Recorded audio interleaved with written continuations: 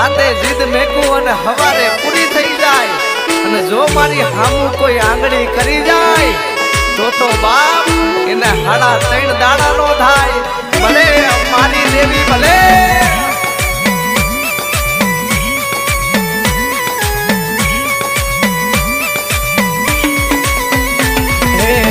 ડાક વાગે રે માના ડાક વાગે